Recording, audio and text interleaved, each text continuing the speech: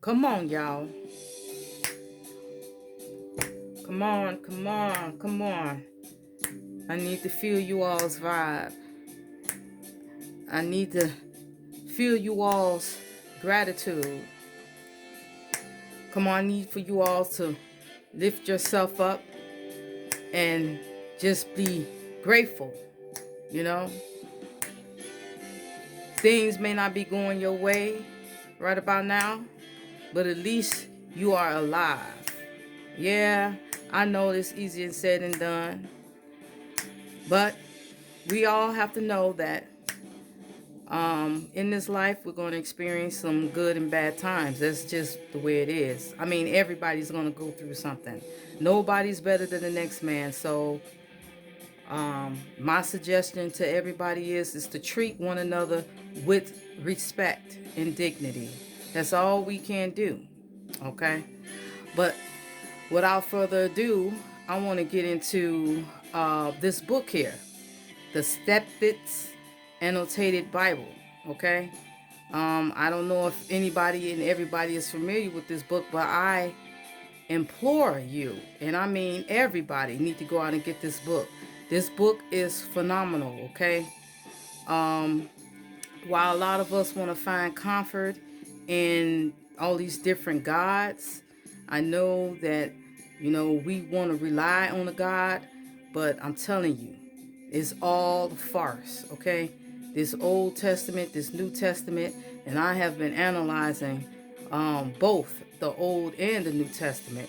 And when I came across this book, it literally blew my mind because there's some things in this Bible that just doesn't make any damn sense. And I know I'm not the only one who feels this way. I'm sure it's a lot of us that feel this way, but we don't want to question it. Why?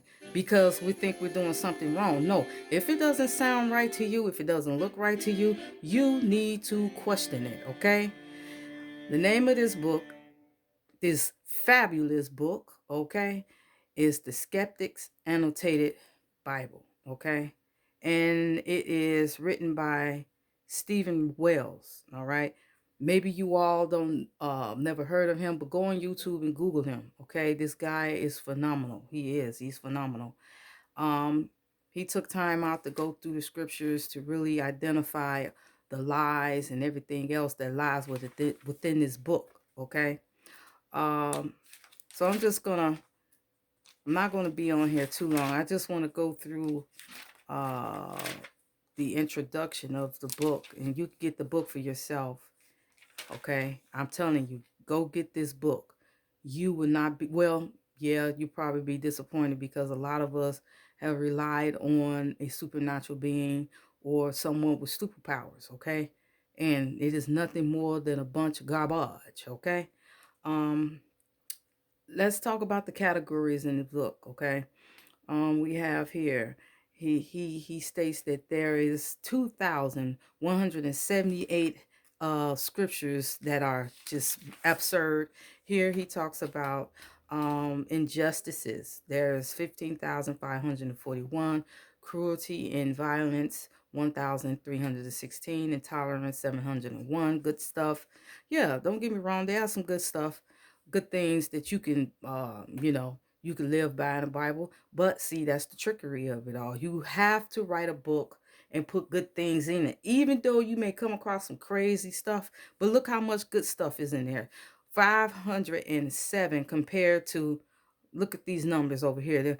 They tell me that there there is more diabolical things in this book, sinister things in this book than we know.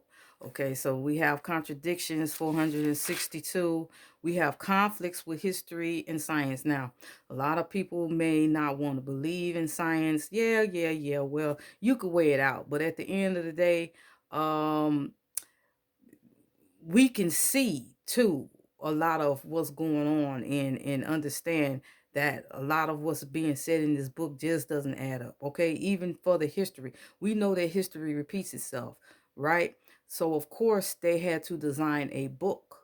All right, they had to design a book where we can fit the narratives of these prophecies. We don't understand that we are actually the ones bringing forth and manifesting these prophecies. And then so when we look at the book, we try to make a correlation, but it's actually us that that is allowing these prophecies to come to pass. That's why they write this book, and that's why history repeats itself, because you have to keep telling the people throughout the generations this bullshit so they can believe that somebody's coming to get them, or somebody's floating around in the sky, somebody's looking down on you. Yeah, they looking down on you, all right, with them damn satellites, okay?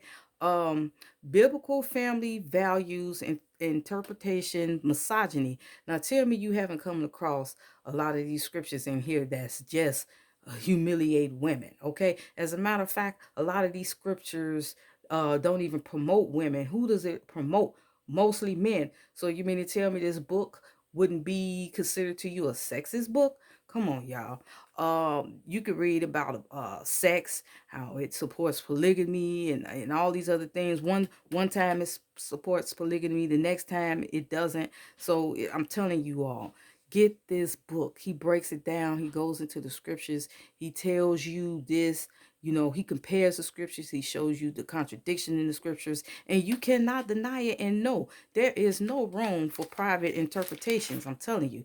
Now, it talks about the language that's being used. You know, all the crazy language that's being used. Now, I am directing this to you, Hebrew Israelites, okay, that run around here thinking you something special when you're not, okay? We're all in this together. If you have not noticed that by now, then something is wrong with you and you Christians, okay? You all need to wake up. Both Old Testament and New Testament is bullshit, all right? A bunch of bullshit. You are paying homage to a man that's just like me and you with superpowers, okay? All right. Now, now I believe in the beginning of each chapters he breaks down, or he takes out some scriptures in there for you all to to basically get a laugh on, because the shit is funny, I'm telling you. um I wanted to go to one in particular down here, right? It says, Onan spills his seed and God kills him. So let me tell you all, this God is this book. He is ruthless, and he is crazy. Okay? Because how in the hell you gonna kill somebody because they spilled their sperm? No, better yet, this God is all powerful, and he does control people in this book. So you mean to tell me, this is for you damn Hebrew Israelites. So you mean to tell me he don't have enough power to control the Hebrew Israelites, to make them do what he want them to do so that he wouldn't have to put them in slavery, but yet he hardened Pharaoh's heart. No, wait, check this out. He hardened Pharaoh's heart, okay? Then he turns around and plagued Pharaoh for hardening his heart. Does that make any fucking sense to you all? Come on, people, wake up. Now, check this out. Uh, there is a scripture. I believe it's in Exodus. It says that no man shall see the face of God and live, right? But yet we can see right here in Genesis 32 and 30, Jacob sees God's face to face and he lives. Come on, y'all. We cannot be this damn foolish. We see these things, but we do not question it. Why? Because we are afraid. God is this name, this word has been used to put fear in people. All right. And these gods were always men. Where do you think they got mythology from? All throughout the ages, men and women have been god and goddesses. That's all, with superpowers. Okay. But we all know that the superpowers are actually powers that they use, like with devices and stuff like that, like with machinery, with like different kind of tools and stuff that they use to make things happen. All right. No, nobody ever split the damn sea. Nobody ever turned the damn water into wine. Nobody did none of these things. Okay. Now those right there, you got to know those are lies. Okay. All lies. When was the last time you saw somebody split the sea? When was the last time you saw somebody turn water into wine? When was the last time you ever saw somebody feed a multitude of people with a basket of fish? Get the hell out of here. Okay? Listen, there are some things that, well, like I say, if you have questions about some things, try Google it. It's all over Google. I mean, you cannot deny science. When people ask, well, where did the sun and the moon and the stars come from? Damn it, science. If you Google it, they can tell you.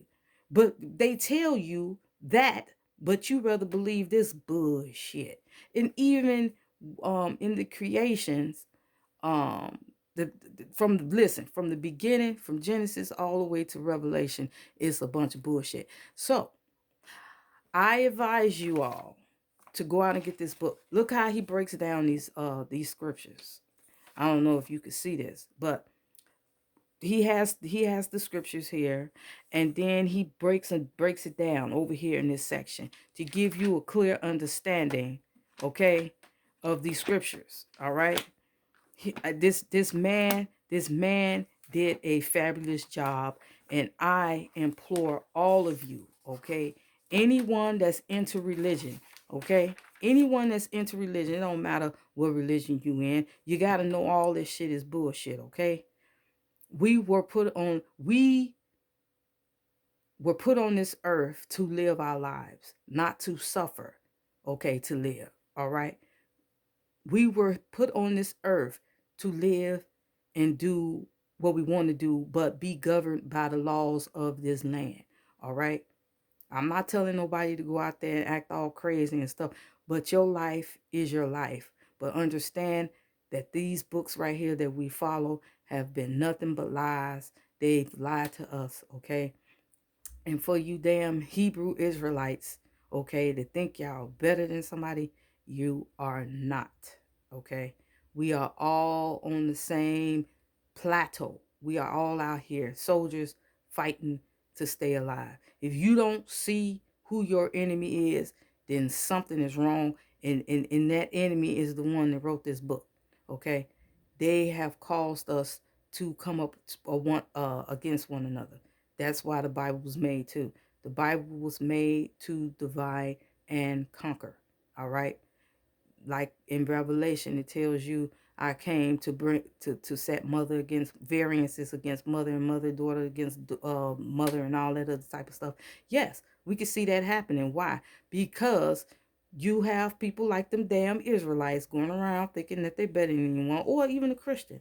You have either one of them going around here thinking that they better than somebody because people don't want to believe in this bullshit, because that's what it is, bullshit. Both of these gods are men that walk the earth. We already see Jesus was a man. And oh, I forgot to bring up another one that was funny to me. I really wanted to mention this one, right here. It says Jacob wrestles with God and wins.